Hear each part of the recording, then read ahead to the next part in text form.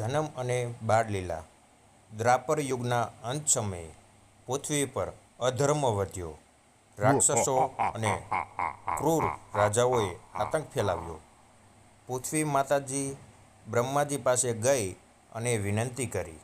ત્યારે ભગવાન વિષ્ણુએ કહ્યું, હું કૃષ્ણ રૂપે અવતાર લઈને પૃથ્વી પર પુનઃ ધર્મ સ્થાપિત કરીશ. મથુરાનો ક્રૂર રાજા કંસ, તેણે પોતાની બહેન દેવકીના 7 સંતાનો મારી નાખ્યા. પણ ભગવાન શ્રી કૃષ્ણના રૂપે 8મો સંતાન જન્મે છે. મધરાતે વરસાદથી ભરેલી રાત. કૃષ્ણ ગોકુળમાં યશોદા નંદના ઘરમાં મોટા થાય છે. બાળપણ.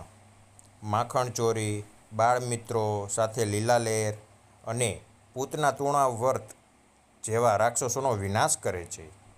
શ્રી કૃષ્ણ મોટા થતા જતા મથુરા જાય છે. રસ્તામાં ચણુર મુસ્તિક જેવા દાનવોનો અંત કરે છે. મથુરા પહોંચીને આખરે કંસનો વધ કરે છે અને મથુરાને મુક્ત કરે છે. પછી દ્વારકા વસાવે છે. સમુદ્ર કાંઠે એક નવો શાંતિમય નગર વસાવે છે. કૃષ્ણ પાંડવોના સ્નેહી બને છે. યુધિષ્ઠિરે રાજસૂય યજ્ઞ રાખે છે અને કૃષ્ણને અતિથિ શ્રેષ્ઠ કહીને પ્રથમ પદ આપે છે. શિશુપાલ અશ્ન બની જાય છે અને શાપ અનુસાર કૃષ્ણ સુદર્શન ચક્રથી તેનો વિનાશ કરે છે. હસ્તિનાપુરમાં પાંડવો સાથે અધર્મ થાય છે. ધૃત કીડામાં હાર બાદ તેઓ વનમાં જાય છે. શ્રી કૃષ્ણ શાંતિદૂત બની કૌરવો પાસે જાય છે. મને માત્ર 5 ગામ આપો પણ યુદ્ધ ટાળો. દુર્યોધન ઇનકાર કરે છે. કુરુક્ષેત્ર યુદ્ધ શરૂ થાય છે. અર્જુન શસ્ત્ર મૂકીને કૃષ્ણને કહે છે, હું યુદ્ધ નહીં કરું.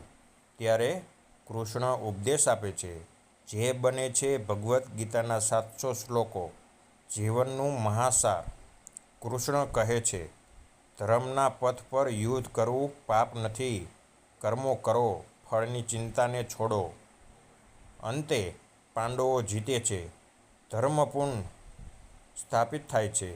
કૃષ્ણ પોતાનો અવતાર પૂર્ણ કરી લે છે અને દ્વારકાનું અંતિમ વિદાયના સાથે દુઃખદ વિખંડન થાય છે. સમુદ્રમાં ડૂબતી દ્વારકા. શ્રી કૃષ્ણનું તારક અવતાર પૂર્ણ થાય છે. શ્રી કૃષ્ણ માત્ર ભગવાન નહીં, જીવન શીખવે એવા માર્ગદર્શક છે. તેમના જીવનથી આપણે શીખીએ સત્યના પથ પર ચાલવું, કર્મ કરવું અને વિશ્વાસ રાખવો. જય શ્રી કૃષ્ણ. સાચો માર્ગ એ જ છે જ્યાં ધર્મ છે. અને તમે મારી ચેનલમાં નવા છો, આવા જ નવા વિડીયો જોવા માગો છો તો મારી ચેનલને સબસ્ક્રાઈબ કરજો. જય શ્રી કૃષ્ણ.